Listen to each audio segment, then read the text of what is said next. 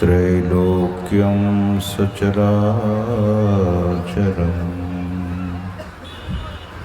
तत्पदं दर्शितं येन तस्मै श्री गुरुवे नमः। चैतन्यः शाश्वतः शान्तः व्योमातीतः निरञ्जनः बिन्दुनादकलातीतः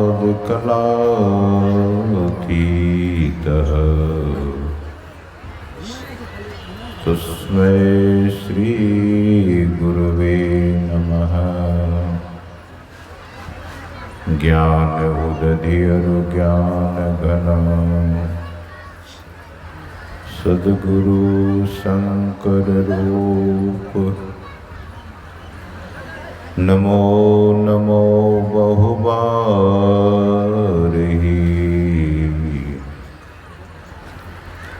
सकल सुपूज्यन गोप। मूकं करोति वाचालं पंगुं लंघयते गिरिं यत्कृपातमहं वन्दे परमानन्दमाधवम्।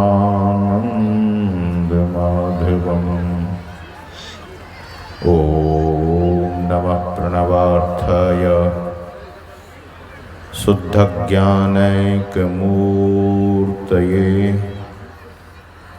निर्मलाय प्रशान्ताय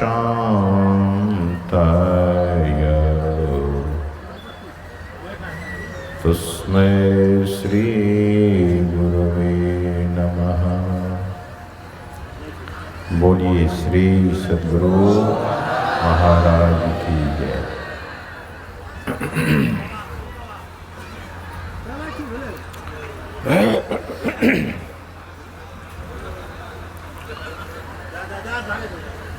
राधा स्मरणीय अनंत श्री विभूषित परमाराध्य परम पूज्य पाद संत सद्गुरु महाराज के परम पावन युगल पदों में सदा सदा पदवंदन।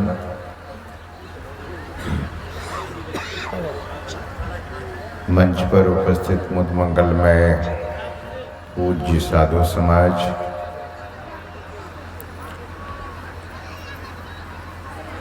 सत्संग में समुपस्थित परम सम्माननीय सत्संग प्रेमियों,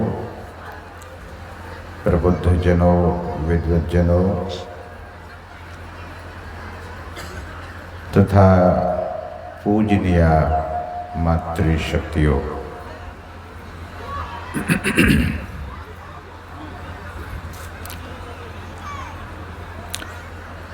phone is not allowed please.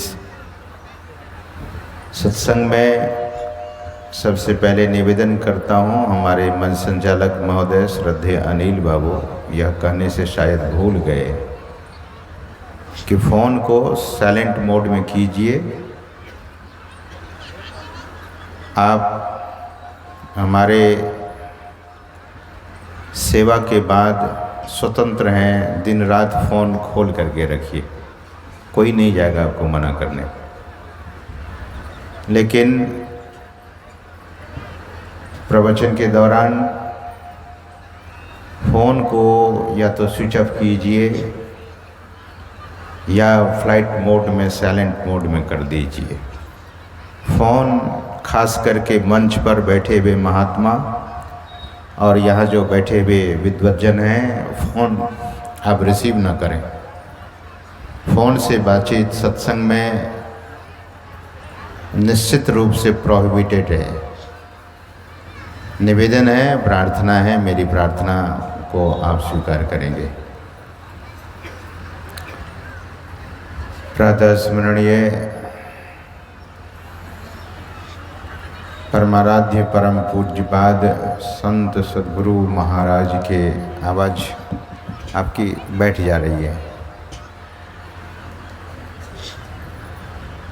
परमाराध्य संत सद्गुरु महाराज के परम पावन युगल पद में पदों में सदा सदा पदवंदन। सज्जनों, हम आप भक्ति के संबंध में सुन रहे थे। भक्ति 9 प्रकार की होती है।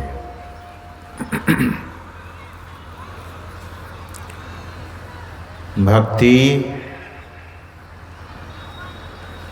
भस्मासुर ने भी की,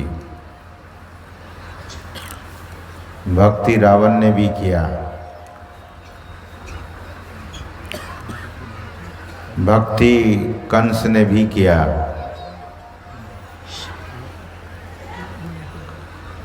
और भक्ति अनेक लोगों ने सगुण साकार ब्रह्म ईश्वर की भक्ति की। यह संत मत का सत्संग है। इस सत्संग में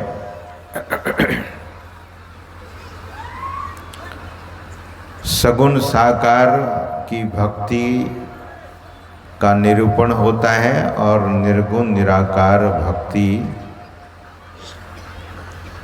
के संबंध में भी बतलाया जाता है।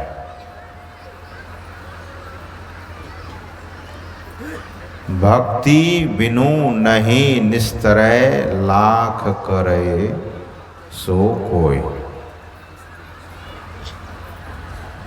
जब तक भक्ति नहीं करेंगे तो दुनिया से उद्धार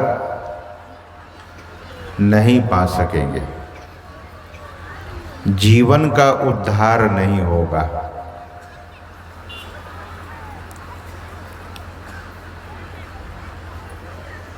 स्वामी विवेकानंद जी महाराज, जो भारत का, आधुनिक भारत का वो प्रथम हिंदू सन्यासी थे,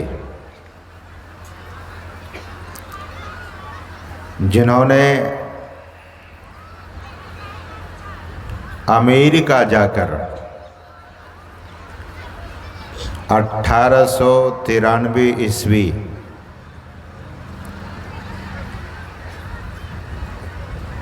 उस वक्त भारत का प्रतिनिधित्व किया।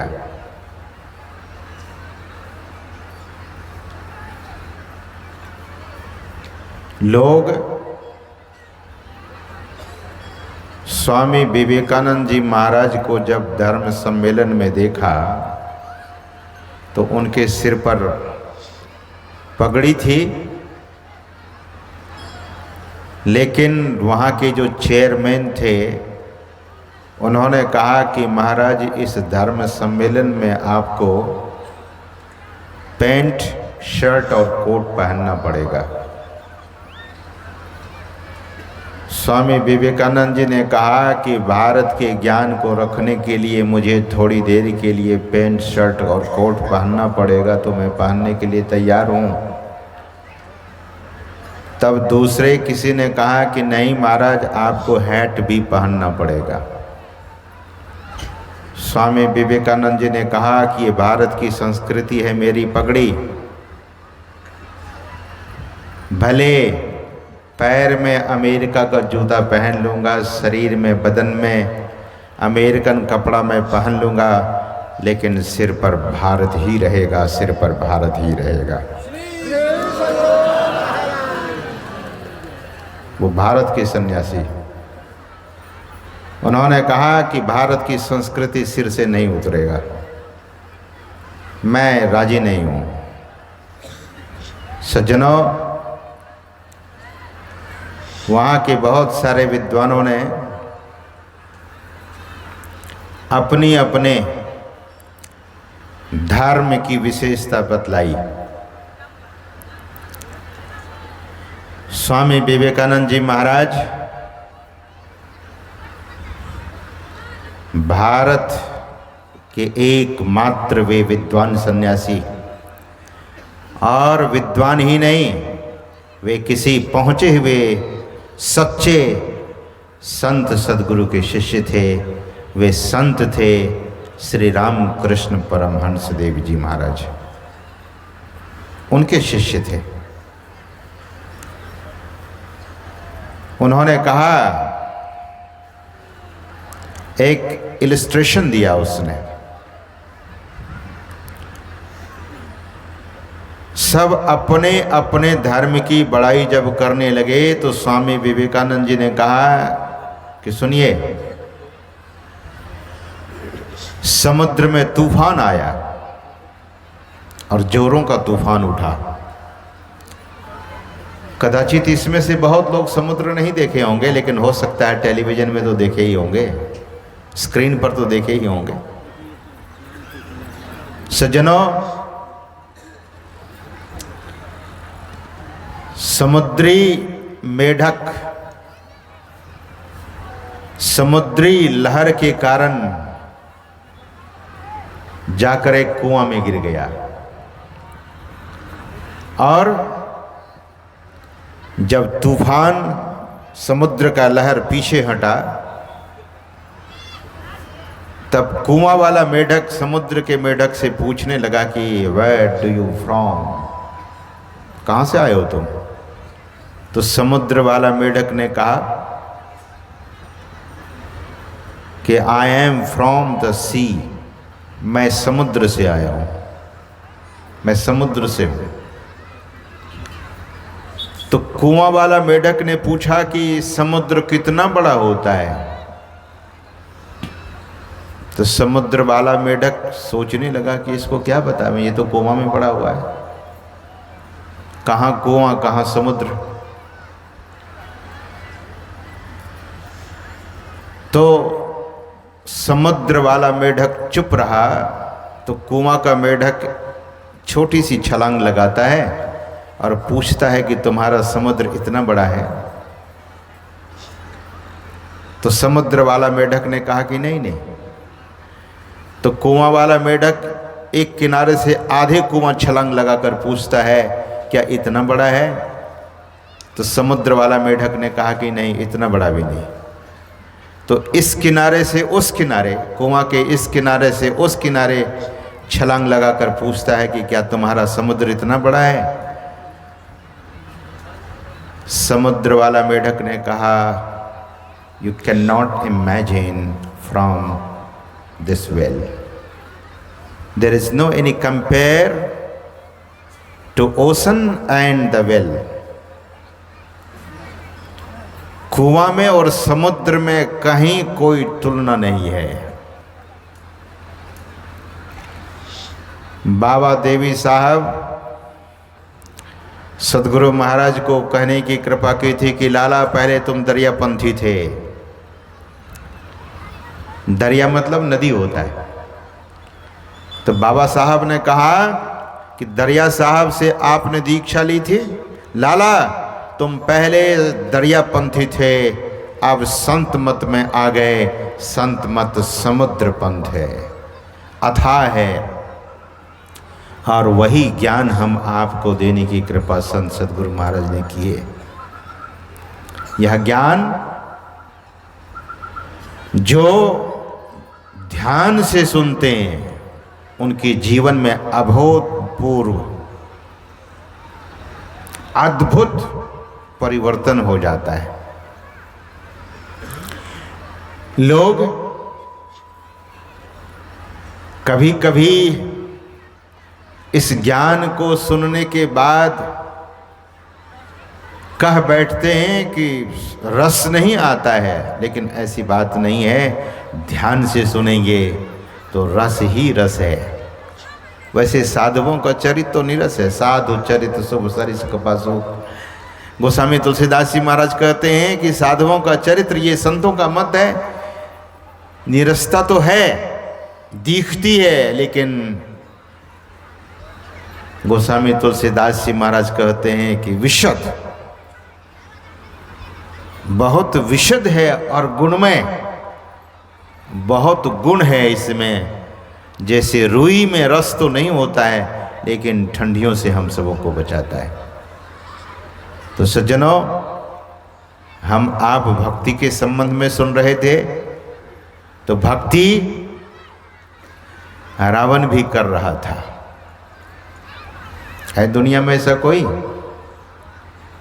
जो अपना ही सिर काट करके भगवान को चढ़ावे अपने हाथ से? 10 सिर रावण को था, अपने हाथों से सिर काटकर भगवान शिव के लिंग पर चढ़ा देता था। एक काट कर चढ़ाया, दूसरा हो गया, दूसरा चढ़ाया, तीसरा हो गया। इसी तरह से 10 सिर 10 शीश चढ़ाया उसने भगवान शिव पर। 11वां शीश जब चढ़ाने लगा तो एकादश रुद्र नाराज हो गए। नहीं चाहिए, नहीं चाहिए, तुम्हारा सिर नहीं चाहिए, तुम्हारे पास तो 10 ही था, रुद्र एकादश है। वही एकादश रुद्र जब रुष्ट हुए तो हनुमान जी के रूप में वे जन्म लिए। हनुमान जी के संबंध में कहा गया है कि एकादश रुद्र का अवतार है हनुमान जी, और हनुमान जी सबसे पहले शिक्षा उनको जाकर देते रावण को। सज्जनों, रावण में इतना बल था, इतना बल था कि हनुमान जी की बराबरी करने के लिए, हनुमान जी से लड़ने के लिए रावण एक बार हनुमान जी के पास आ गया और कहा कि मुझसे लड़ो आप। हनुमान जी ने कहा, देखो, लड़ना सज्जनों का काम नहीं है, तुमसे लड़ा जाएगा, वक्त आएगा तब। लड़ाई वैसे हुई। हनुमान जी अपने पूंछ में लपेटकर रावण को इतने जोर से घुमा के फेंका कि सीधा लंका में जाकर गिरा था। तो हनुमान जी से भी बहुत बार उनकी लड़ाई हुई, और भक्तों की ऐसी बहुत सारी कथाएं आती है पुराणों में। अर्जुन के संबंध में हम आप सुनते हैं, एक बार अर्जुन और हनुमान जी में भी ठन गई थी बात। भगवान श्री कृष्ण अर्जुन को एक बार कहते हैं कि मुझे पूजा करने के लिए फूल चाहिए, फूल तोड़ कर ले आओ, खोज कर ले आओ। भगवान की माया थी। भगवान श्री कृष्ण अर्जुन से कहते हैं कि फूल तोड़ करके ले आओ, और अर्जुन फूल ढूंढने के लिए, खोजने के लिए चलते रहे, लेकिन कहीं अर्जुन को फूल नहीं मिल रहा था। खोजते खोजते केदली वन, केले का वन, वहाँ चले गए, और वहाँ सुंदर सुंदर फूल खिला हुआ था। तो अर्जुन तोड़कर जैसे ही लेकर चलने लगे तो सामने हनुमान जी प्रकट हो गए। हनुमान जी ने पूछा, तुम कौन हो? तो अर्जुन ने परिचय दिया, मैं कुरुवंशी महाराज पांडु के पुत्र धनुर्धर अर्जुन हूँ। हनुमान जी ने कहा कि फूल तुमने तोड़ा, किसी से पूछा? अर्जुन ने कहा कि महाराज मैं देखा ही नहीं किसी को, तो पूछता किसे? किसके लिए फूल तोड़ कर ले जा रहे हो? तो अर्जुन ने कहा भगवान श्री कृष्ण के लिए। अच्छा, वो भगवान जिसने माखन की चोरी की है गोकुल में, उस उन्हीं के लिए फूल तोड़ कर ले जा रहे हो? अर्जुन ने कहा कि हाँ, मैं उन्हीं के लिए। जाओ, जब तुम्हारे भगवान ही पहले चोरी करते थे तो भक्त ही चोरी कर लिया तो कौन सी बड़ी बात हो गई? अर्जुन को ये बात लग गई। अर्जुन ने कहा उसने दरअसल में भक्तों के चित्त की चोरी की है, ईश्वर में लगाने के लिए चित्त की चोरी की थी। वे तो लीला थी उसकी महाराज। तब अर्जुन ने कहा देखिए, यह बात शोभा नहीं देती है, क्योंकि मैं धनुर्धर हूं, मैं बड़ा वीर हूं। तब हनुमान जी ने कहा कि तुम क्या वीर हो, तुम कैसा वीर हो, तुम्हें वीरता का अभिमान है? अरे हमने तो समुद्र पर पुल बांधकर रावण को जाकर मारा था। अर्जुन ने कहा आप तो पत्थर उठा उठाकर समुद्र पर पुल बांधे थे, अगर मैं होता तो अपने बाणों से ही पुल बना देता, एक ही बाण से पुल की रचना कर देता। हनुमान जी ने कहा कि तुम्हारा पुल तुम एक बाण से पुल बना दोगे, लेकिन हमारा भार सहेगा तभी तो। उस समय ऐसे बड़े बड़े महारथी थे, उस पुल पर बड़े बड़े महारथी बड़े बड़े चट्टान लेकर चलते थे। उस जमाने का पुल, वो पुल बहुत ही मजबूत था। अर्जुन ने कहा कि नहीं नहीं, मैं भी पुल बनाऊंगा तो बड़ा मजबूत पुल होगा। हनुमान जी ने कहा कि तुम पुल बनाओ, मैं उस पर चलूंगा, अगर पुल टूट गया तब क्या होगा? अर्जुन ने कहा कि तब मैं अग्नि समाधि ले लूंगा। जब देखिए ये कुरुवंशी लोग प्रतिज्ञा ही लिए फिरते हैं। प्रतिज्ञा उस बात की लेनी चाहिए जिसे निभा लेना होता है, और निभाइए। भगवान श्री कृष्ण ने कहा था कि कुरुवंशी लोग बराबर प्रतिज्ञा किया करते हैं। अर्जुन ने प्रतिज्ञा ले ली और हनुमान जी ने कहा कि चलो समुद्र के किनारे। हनुमान जी और अर्जुन दोनों चले गए समुद्र के किनारे, और हनुमान जी ने कहा कि बनाओ पुल एक ही बाण से। अर्जुन ने बाण का संधान किया, बाण छोड़ा और समुद्र पर पुल बन गया। समुद्र पर जब पुल बन गया, अर्जुन ने कहा कि महाराज पुल तैयार है, अब इस पर आप पार उतरिए, इस पार से उस पार जाइए, उस पार से इस पार आइए। हनुमान जी क्या करते हैं? हनुमान जी अपना विराट रूप में आ गए। इतना विराट कि अर्जुन ने देखा तो अर्जुन का मुकुट ही नीचे गिर गया। इतना बड़ा शरीर हनुमान जी का, और हनुमान जी के शरीर में रोम, एक एक रोम में बड़ा बड़ा चट्टान लटका लेते हैं, बांध लेते हैं। और तब हनुमान जी उस पुल पर जैसे ही चले, अभी बीच में गए थे कि पुल चरमरा करके टूट कर ध्वस्त हो गया। अब अर्जुन देखा कि पुल तो टूट गया, समाधि अपने से चिता बनाते हैं, उस पर बैठ गए। और इतने में भगवान श्री कृष्ण अंतर्दृष्टि से देखते हैं कि अब तो भक्त का अहित हो जाएगा, अर्जुन जल जाएगा यहाँ पर। तो भगवान श्री कृष्ण एक ब्राह्मण का वेश बनाकर वहाँ पहुँचे और उधर से गुजरने लगे। तो भगवान श्री कृष्ण ने देखा कि अर्जुन चिता पर बैठा हुआ है और हनुमान जी वहाँ खड़े हैं। तो भगवान श्री कृष्ण ब्राह्मण के रूप में उधर से गुजर रहे थे, तो पूछ बैठे हनुमान जी को कि ये कौन है जो चिता पर बैठ गया है, क्या ये जलेगा?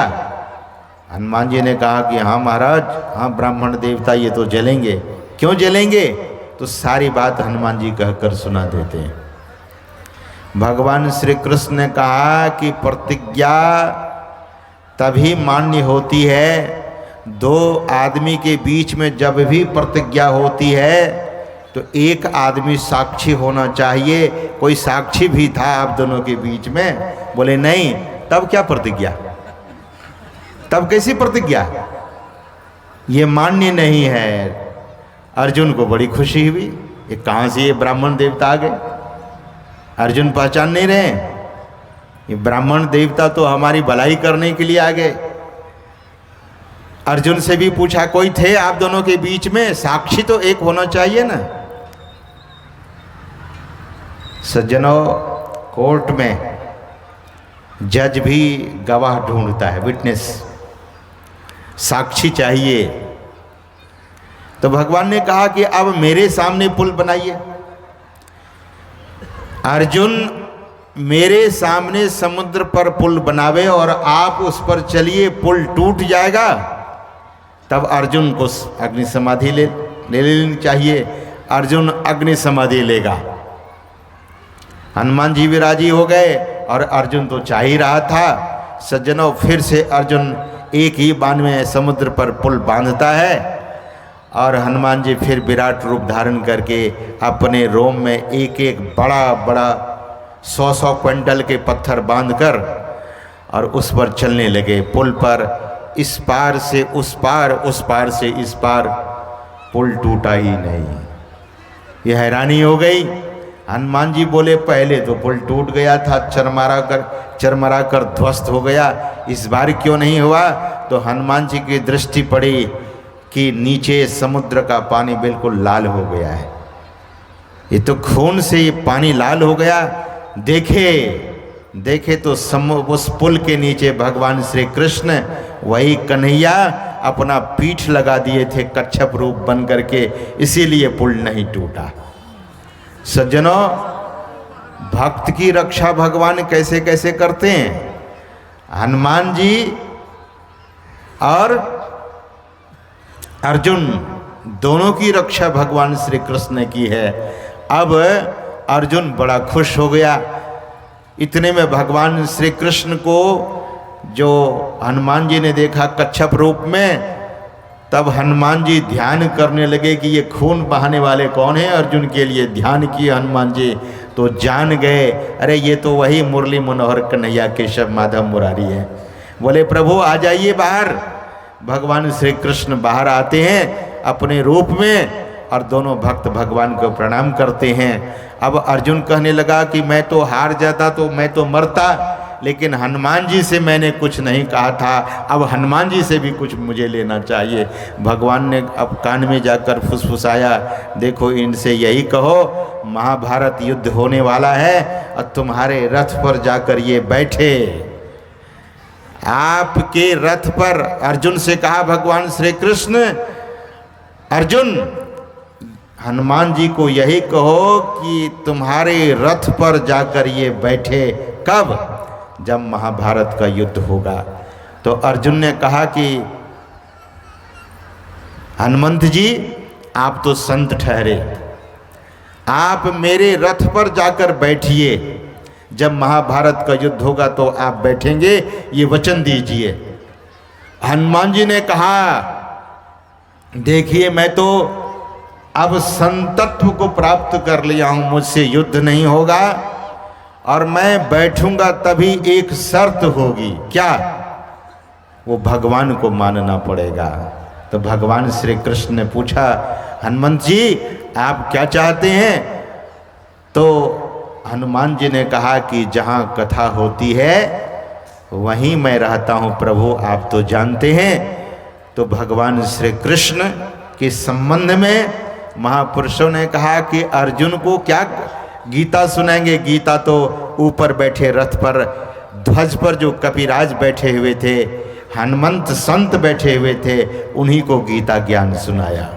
सज्जनों, गीता ज्ञान भगवान हनुमान जी को भी सुनाए, अर्जुन को भी, और वहाँ जितने महारथी खड़े थे उनको भी सुनाए। और जब युद्ध हुआ, भीष्म पितामह जैसे महारथी जब बाण मारते थे अर्जुन के रथ में, तो अर्जुन का रथ मात्र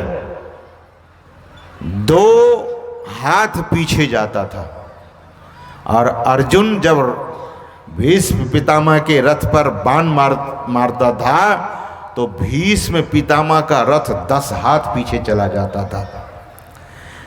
भीष्म पितामह हैरान हो गए, और तब जब ध्यान किया तो देखा कि सूक्ष्म रूप में संत बैठे हैं ऊपर।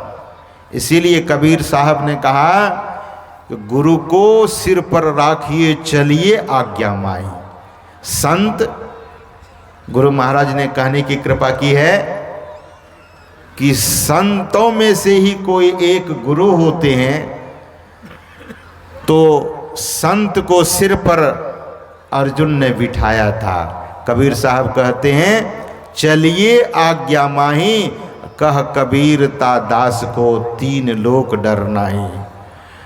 तो गीता ज्ञान भगवान ने हनुमान जी को भी सुनाया। ये हनुमान कौन है, इस पर जरा सा विचार कर लीजिए। हनु यस्यः जीवः, हनु का अर्थ होता है जीव, और मान, जो जीव मान अपमान से परे हो गए वही हनुमान है, वही संत हैं।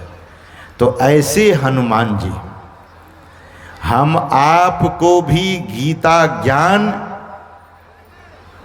जब गीता के उस तत्व को जानेंगे, भगवान ने 12वें अध्याय में भक्ति योग की चर्चा की है। भगवान श्री कृष्ण कहते हैं कि मेरा जो ध्यान करता है, ज्ञान सुनता है, ज्ञान सुनकर जो ध्यान करता है, ध्यान क्या है, पराभक्ति है। भगवान श्री कृष्ण ने कहा कि ध्यानात् ज्ञानात् ध्यानः विशिष्यते। भगवान श्री कृष्ण कहते हैं ज्ञान से भी बढ़कर ध्यान विशेष है। और भगवान कहते हैं कि ध्यान के फल की भी जो आकांक्षा नहीं करते हैं, दरअसल में वो बड़े ज्ञानी पुरुष हैं। तो भक्ति जो योग है, गीता में महर्षि वेदव्यास जी महाराज गीता के हर अध्याय में कहते हैं ओम तत्सदिति श्रीमद् भगवत गीतासु उपनिषत्सु ब्रह्म विद्यायाम योग शास्त्रे श्री कृष्णार्जुन संवादे भक्ति योग नाम द्वादशोऽध्याय, भक्ति योग नाम द्वादशोऽध्याय। लेकिन ध्यान दीजिए, महर्षि वेदव्यास कहते हैं ओम तत्सदिति श्रीमद् भगवत गीतासु उपनिषत्सु ब्रह्म विद्यायाम। ये क्या है, ब्रह्म विद्या है। ब्रह्म विद्या, संत मत में ब्रह्म विद्या की शिक्षा दी जाती है, संदेश सुनाया जाता है।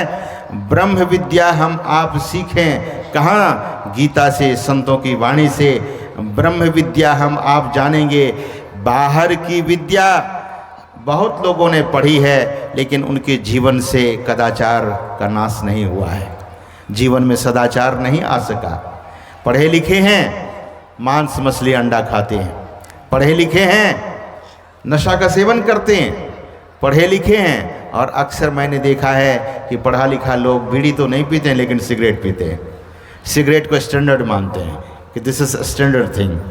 सिगरेट को शायद वे लोग बढ़िया मानते हैं, तो पढ़े लिखे लोग बीड़ी सिगरेट पीते हैं, और कम पढ़े लिखे जो अनपढ़ लोग वे बीड़ी पीते हैं। लेकिन बात एक ही है, दोनों नशा ही। सज्जनों, ये भौतिक विद्या से मनुष्य को वो ज्ञान नहीं हो सकता है, इसीलिए ब्रह्म विद्या की जरूरत है। ब्रह्म विद्या चाहिए। और भगवान श्री कृष्ण की जो यह वाणी है, ये उपनिषद से ली गई है। और भगवान श्री कृष्ण ने कहा कि सर्वधर्मानि परित्यज्य मामेकं शरणं व्रज अहम त्वा सर्व पापेभ्यो मोक्षयिष्यामि मा शुचः। भक्ति के मर्म को अंत में जाकर 18वें अध्याय में भगवान ने खोल दिया कि अर्जुन, अगर कुछ भी समझ में नहीं आता है तो एक काम कर लो, और ये कोई भी कर सकता है। इसलिए सद्गुरु महाराज ने कहने की कृपा की है, बिंदु ध्यान विधि नाद ध्यान विधि सरल सरल जग में प्रचारी। ये बिंदु ध्यान और नाद ध्यान क्या है? अनपढ़ व्यक्ति भी कर सकता है, जो पढ़े लिखे नहीं है वे भी कर सकते हैं, और पढ़े लिखे भी कर सकते हैं, धनवान भी कर सकते हैं और धनहीन भी कर सकते हैं, इसे कोई भी कर सकते हैं। इतना ईजी है। सद्गुरु महाराज ने कहा, ये संत महापुरुषों ने क्या किया?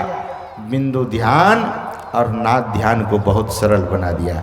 इसी बिंदु और नाद ध्यान की चर्चा भगवान श्री कृष्ण कहते हैं कि सभी धर्मों से हम आप कैसे उठ सकेंगे।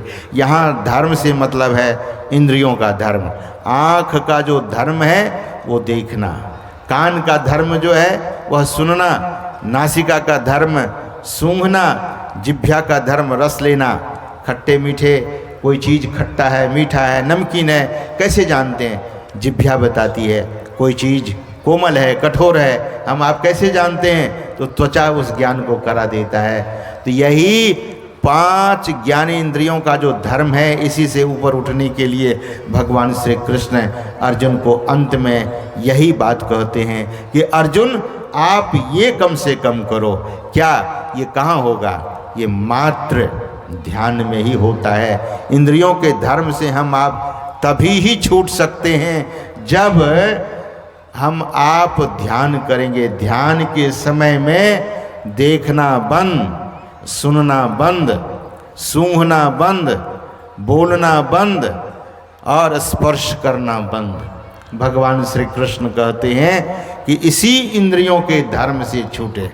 सुबह में मैं निवेदन किया था सद्गुरु महाराज की वाणी में, गुरु महाराज की वाणी में, तजी दे विषय दुखदाई। इंद्रिय, एक एक इंद्रियां, इसको अंग्रेजी में सेंस ऑर्गन कहते। सेंस ऑर्गन ये ज्ञान इंद्रिय, और दूसरा है कर्म इंद्रियां, एक्टिकल ऑर्गन, जिससे हम आप कर्म करते हैं, एक्शन करते हैं। हाथ से क्या करते हैं? एक्शन करते हैं, इसलिए इसको एक्टिकल ऑर्गन कहा गया। हाथ, पैर, मुंह और गुदालिंग, ये 5 कर्म इंद्रियां हैं, इससे लोग कर्म करते हैं। लेकिन सेंस ऑर्गन से कब छूटता है आदमी? भगवान श्री कृष्ण कहते हैं, मामेकम शरणम व्रजा, मुझ एक की शरण में आओ। और सज्जनों, ध्यान से आप इस बात को संदेश के रूप में याद रखिएगा। जो एक ईश्वर की उपासना करता है, एक परमात्मा की उपासना करता है, वो सबकी उपासना कर लेता है। एक गुरु की उपासना जो करता है, गुरु का मतलब ऐसे वैसे गुरु नहीं, सच्चे संत सद्गुरु की उपासना करता है, तो लक्ष्मीपति जी महाराज कहते हैं, गुरु पूजे और सब देवन पूजे, और गुरु सेवा सब सेवा। गुरु की पूजा करने से सबकी पूजा हो जाती है। कभी कभी लोग कहते हैं कि महर्षि जी अपने शिष्यों को कुछ ऐसी ही बात सिखा गए कि अपनी पूजा कराने के लिए, लेकिन बात ऐसी नहीं है। गुरु प्रकाश के रूप में है और गुरु शब्द के रूप में है। गुरु ही शब्द रूप, शांति प्रद ओ अनूप, लेकिन वो भीतर का जो शब्द है, सार शब्द है। सद्गुरु प्रकाश के रूप में भी है और शब्द के भी रूप में है। वही प्रकाश और शब्द की जो उपासना करता है, अंतर उपासना करता है, उससे कोई उपासना बाकी नहीं रह जाता है। जो बिंदु की उपासना करता है वो श्री राम जी की उपासना कर लिया। जो बिंदु की उपासना करता है वो भगवान श्री कृष्ण की उपासना कर लिया। जो बिंदु की उपासना करता है दरअसल में वो सभी देवी देवताओं की उपासना कर लिया। जो बिंदु की उपासना करता है वे सच्चे संत सद्गुरु की उपासना कर लिया।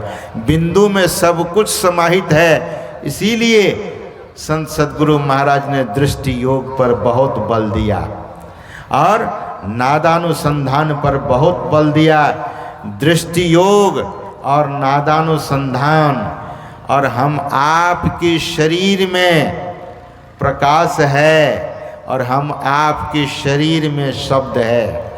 जिस दिन प्रकाश समाप्त हो जाएगा और शब्द समाप्त हो जाएगा, यह शरीर मुर्दा हो जाता है। सज्जनों, मनुष्य जब मरता है तब उसकी आंखें नहीं उड़ती है, कान नहीं उड़ता है, नाक नहीं उड़ती है, शरीर का कोई भी अंग नहीं उड़ता है शरीर से, लेकिन प्राण उड़ जाता है। शरीर की गर्मी चली जाती है और वह मनुष्य बोलने में समर्थ नहीं रह जाता। कहने का मतलब, हम आपके भीतर में जो प्राण वायु है और हम आपके भीतर में गर्मी कैसे है, क्योंकि भीतर में ब्रह्माग्नि जल रही है।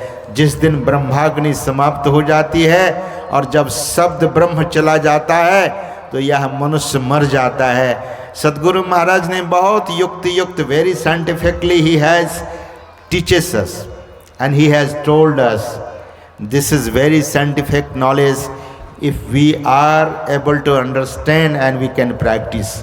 हम आपको अभ्यास करना पड़ेगा। सद्गुरु महाराज कहते हैं, this is your life, your breath is your life and the hitness of the body is your life and sound is your life. When the any person is going to die away, this three things is there is no any more. शब्द नहीं रहता है, प्राण वायु नहीं रहता है और शरीर में गर्मी नहीं रहती है। सज्जनों, इसी की उपासना संत मत में बताई जाती है। इसी की उपासना करने के लिए आज से 5,500 वर्ष पहले भगवान श्री कृष्ण ने महाभारत के मैदान में अर्जुन से कहने की कृपा की थी। और इसी ब्रह्म ज्ञान का उपदेश भगवान बुद्ध ने 2500 साल पहले भिक्षुओं को और बड़े बड़े महाराजाओं को, राजा महाराजाओं को दिया था। और उन महापुरुषों के बाद कलिकाल में, इस घोर कलिकाल में संत सद्गुरु महाराज ऐसे संत हुए, ऐसे सद्गुरु हुए जिन्होंने अंतर उपासना करने के लिए और स्वतंत्र भक्ति करने के लिए बतलाया है। हमारे श्रद्धे स्वामी सुबोधानंद बाबा आपको मानस की उस पंक्ति को सुना रहे थे कि भगति स्वतंत्र सकल सुखानी, अब बिनु सत्संग न पावहि प्राणी। भक्ति बहुत लोग करते हैं, सगुण साकार की भक्ति, लेकिन ठगे जाते हैं। पात पात को सींचबो, अब बरी बरी को लोन, तुलसी खोटे चतुरपना, कली डहके को कौन। जो पात पात को सींचता है वे ठगे जाते हैं। यहाँ पूजते हैं, वहाँ पूजते हैं, वहाँ पूजते हैं, वहाँ पूजते हैं। नहीं, संत महापुरुष कहते हैं कि आप अपने भीतर ही वो आरती कीजिए। इसका मतलब ये संत मत के साधु महात्मा लोग सनातन धर्म का विरोध करते हैं क्या? मंदिर का विरोध करते हैं क्या? मूर्ति का विरोध करते हैं? नहीं, अपने भीतर में ही वो उपासना कर लीजिए और तब मंदिर के पास जाएंगे तो समाधि लगेगी। श्री राम कृष्ण परमहंस देव जी महाराज को काली की प्रतिमा, काली माता का केवल फोटो दिखा देने से रामकृष्ण को समाधि लग जाती थी। माँ माँ कहते कहते वे समाधि में चले जाते थे। तो पहले भीतर में वे प्रत्यक्ष कर लिए थे। सद्गुरु महाराज भी कहते हैं कि पहले अपने तई भक्ति को मजबूत कर लीजिए। सद्गुरु महाराज कहते हैं, you must strong your root where you are existing in your body and you must travel inside your body, not outside your body. Internally, traveling must be there, not externally. बाहर में यात्रा करते करते लोग थक जाते हैं। बहुत लोग आते हैं हरिद्वार, ऋषिकेश, बद्रीधाम, केदारनाथ, यमुनोत्री, गंगोत्री, रामेश्वर धाम, द्वारिका धाम और जगन्नाथपुरी। मैं ये नहीं कहता हूँ कि आप मत जाइए, आप जाएंगे अनुभव होगा, लेकिन संत महापुरुष कहते हैं कि वे जगन्नाथपुरी धाम, द्वारका धाम, रामेश्वर धाम, बद्री धाम, गंगोत्री धाम, केदारनाथ धाम, यमुनोत्री धाम, सारे धाम हम आपके शरीर में हैं। तो बाहर में कदाचित बहुत बार लोग प्रश्न करते हैं कि महाराज ये बाहर में धाम इतने क्यों बनाए गए? बाहर में तो नक्शा बनाना ही पड़ता है, नक्शा नहीं बनाएंगे तो फिर इधर झंझट ही झंझट लगा रहेगा। इसलिए नक्शे की जरूरत है, वहाँ जाकर लोग भगवान की मूर्ति का दर्शन करते हैं। यही बात नरसिंह मेहता, संत नरसिंह मेहता जो गुजरात में हुए, वे भी भगवान का दर्शन करने के लिए मंदिर गए। उन्होंने कहा मंदिर मंदिर मूरत तेरी, कबहू न देखी सूरत तेरी। आपके मूर्ति का दर्शन मैंने किया बहुत मंदिरों में, लेकिन आपके सूरत का दर्शन नहीं किया। सूरत का दर्शन किसे होगा? जो सूरत शब्द योग का अभ्यास करेगा, तब ईश्वर के सूरत का दर्शन होगा। नरसिंह मेहता भी लौट गए, किधर? अपनी ओर, बाहर नहीं भटके।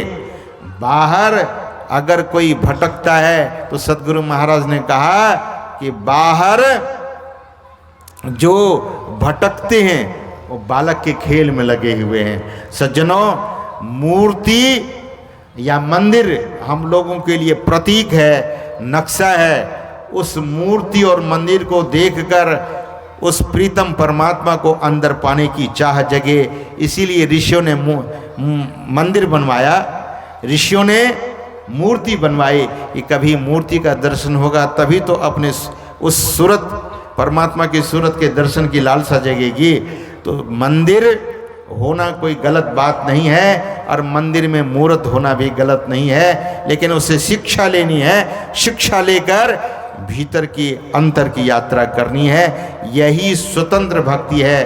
और परतंत्र भक्ति करने वाले लोग हमेशा झंझट में पड़े रहे, परतंत्र भक्ति करने वाला बंधन में चले गए।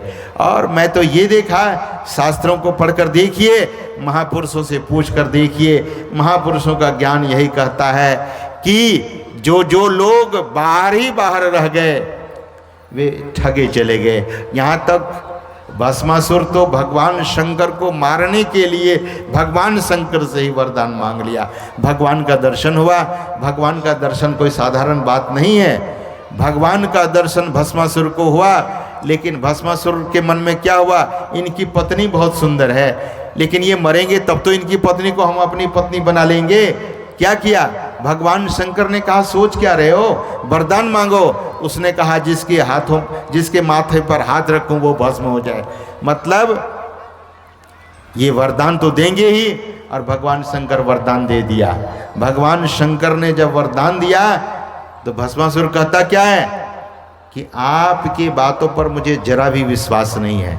अरे मैं वरदान दिया हूं, ये कोई खेल है? भस्मासुर ने कहा कि मैं मानता ही नहीं।